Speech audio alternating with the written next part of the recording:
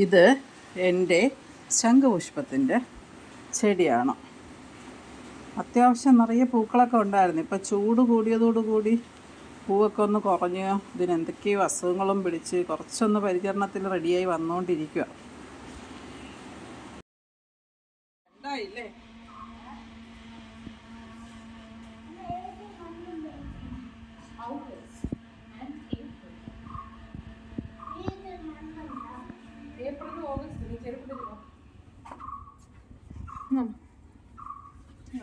ശംഖുപുഷ്പം പറിച്ച് ഇന്നലെ പറിച്ച നാരങ്ങയും ഈ ശംഖുപുഷ്പം ഇട്ടൊരു ജ്യൂസ് ഉണ്ടാക്കി കുടിക്കാം.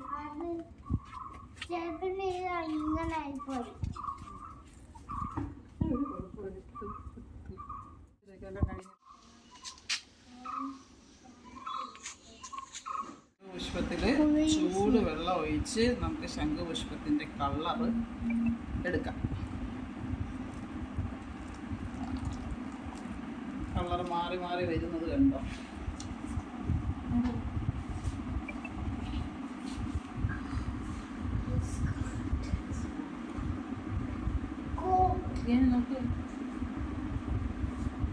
വെള്ളത്തിന്റെ കളർ മാറുന്നത് ചൂട് ചൂട് ചൂട്.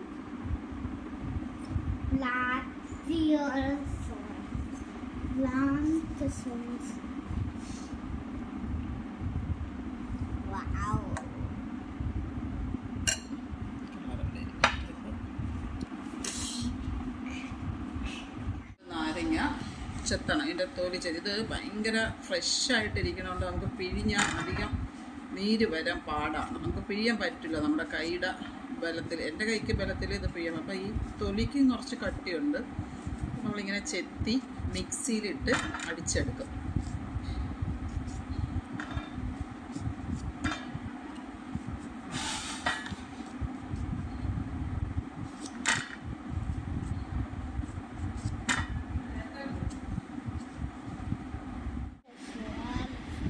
സീഡ്ലെസ് എന്ന് പറയുന്നത് ഇതാണ്. ഒരു സീഡ് കൂടി കാണാനില്ല. അങ്ങനെ സീഡ്ലെസ്സിലാണ്. നമ്മൾ മിക്സിയിൽ അടിച്ചെടുക്കാനും നമുക്ക് സൗകര്യമാണ്.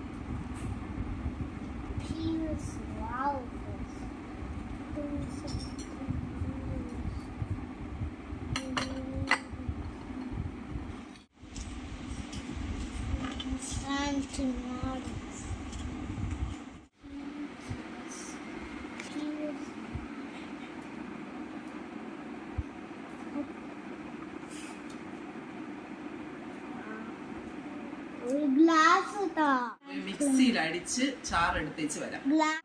അടിച്ചെടുത്തോണ്ട് വന്ന ഇത് ഞാൻ ചൂടുവെള്ളമായിട്ട് തിളപ്പിച്ചായിട്ട് ചൂടുവെള്ളമായിട്ട് ചേർത്ത് ഇതാക്കി കുറച്ച് പഞ്ചസാര ഇട്ട്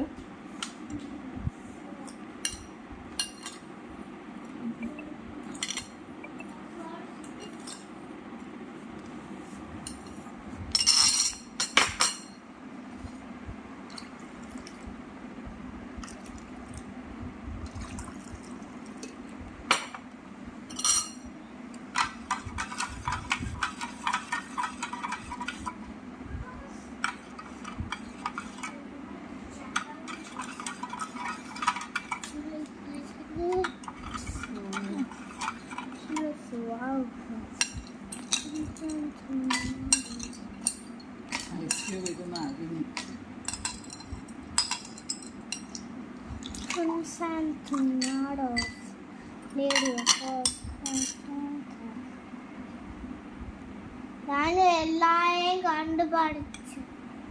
ടിന്ന് ബിഗായ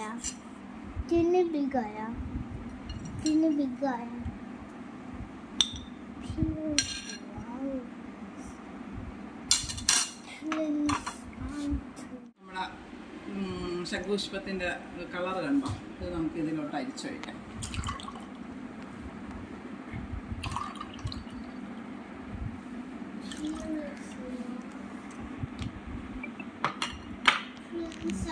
ഇനി അടിച്ചു വെച്ച നാരങ്ങ നീരും കൂടെ ഒഴിക്കാം. ഇതിന്റെ കളർ ചേഞ്ച് ചെയ്യണ എന്താ? Purple colour.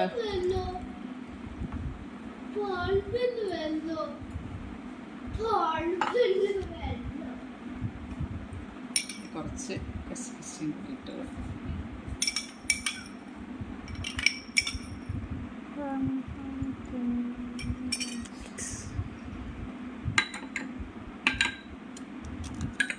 പഴുക്കുട്ടി.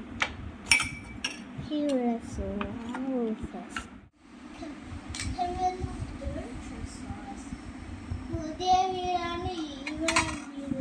അച്ചാച്ചന്റെ വീട്, അച്ചാപ്പന്റെ വീട്, അല്ലേ